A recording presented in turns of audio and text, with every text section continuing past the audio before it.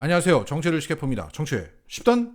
최근 국회를 통과한 양곡관리법에 윤석열은 제2요구, 즉 거부권을 행사했습니다. 그래서 오늘 국회에서는 양곡관리법에 대한 제2표결이 이루어졌습니다.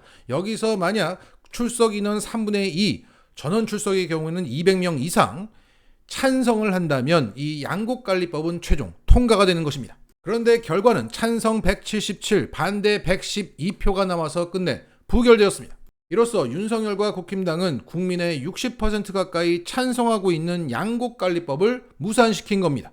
결국 윤석열 정부의 폭주를 막고 견제하고 싶으면 민주당에게 적어도 200석을 줘야 한다는 공식이 나온 겁니다. 민주당 200석이 아니면 윤석열을 막을 수 없다.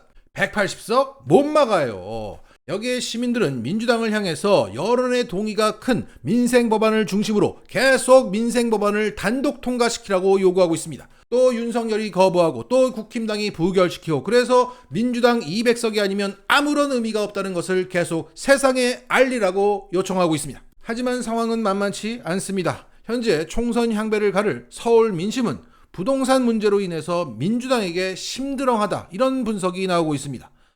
마음대로 하세요. 집값도 못 지키고 나라도 못 지키고 희망도 사라지고 마음대로 하세요. 집값이 다시 반등할 기대감에 저런지 모르겠지만 똥을 끝까지 먹어보세요. 오세훈 관람차 타면서. 자, 정리하겠습니다.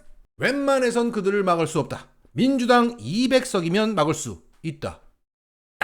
오늘 하승수 세금 도둑 잡아라 대표는 윤석열의 특활비 내역을 공개하라는 법원의 최종 판결을 받았다고 전했습니다. 방금 하승수 대표가 올린 페이스북 글입니다. 검찰의 특수활동비, 특정 업무 경비, 업무 추진비 정보 공개 소송에서 방금 검찰 측 상고가 기각됐다는 판결문을 송달받았습니다. 심리 불속행 기각입니다. 한마디로 상고 이유가 성립되지 않으므로 심리를 할 필요조차 없다는 것입니다. 이로써 판결이 최종 확정되었습니다.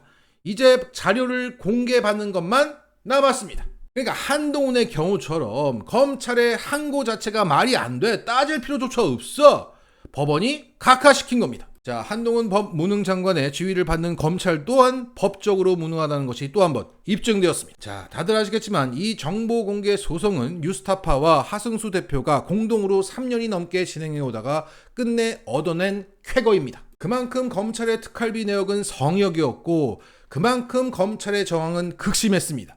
이번에 정보 공개되는 부분은 윤석열이 서울중앙지검장 일대와 검찰총장 초기까지의 특활비 내역입니다. 이번에 이렇게 처음 빗장을 한번 열어 제꼈으니 윤석열의 검찰총장 시절의 전체 특활비 내역까지 보다 빠른 시일 내에 볼 수 있게 되었습니다. 또한 최근 뉴스타파는 윤석열 대통령실의 예산을 공개하라는 소송을 시작했습니다.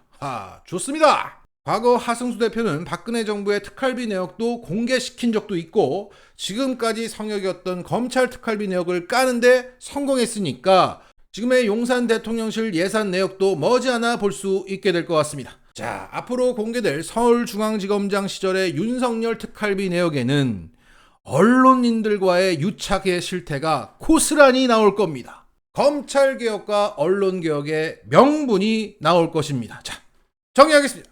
오늘은 중요한 명분들이 생겼습니다. 민주당 200석의 명분, 검찰개혁과 언론개혁의 명분! 마치겠습니다.